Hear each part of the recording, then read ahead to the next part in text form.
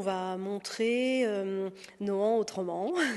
Non, en fait, on découvre la maison, mais sous un autre angle que celui qu'on propose habituellement. Alors, c'est plus précis, c'est un peu plus technique, et ça raconte la manière dont George Sand elle a aménagé sa maison, en particulier sur la deuxième moitié de sa vie. Et du coup, on inclut dans cette visite-là des espaces qu'on n'ouvre pas ordinairement.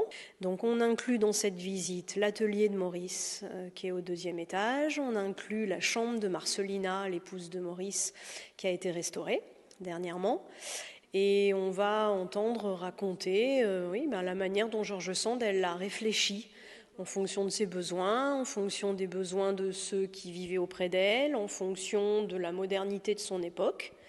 Et franchement, elle a mis le paquet.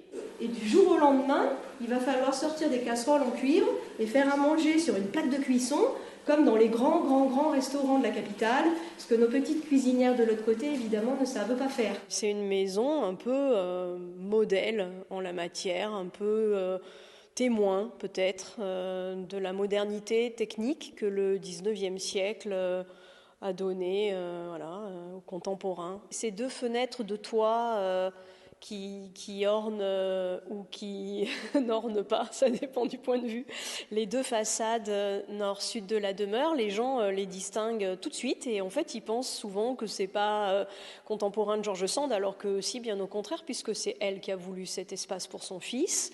Et effectivement, les travaux incroyables ont été titanesques, ils ont duré longtemps, et elle a voulu que Maurice il ait un atelier, on va dire, peut-être à la mesure de sa pluridisciplinarité, parce que c'est un espace de travail qui recouvre toutes les réalités on va dire artistiques, naturalistes, auxquelles Maurice s'est intéressé. Le 6 mai 1853, il devait être à Paris, lui. Elle lui dit: l'atelier est superbe de propreté, on vient de la Châtre pour le voir, et c'est l'épatement du pays.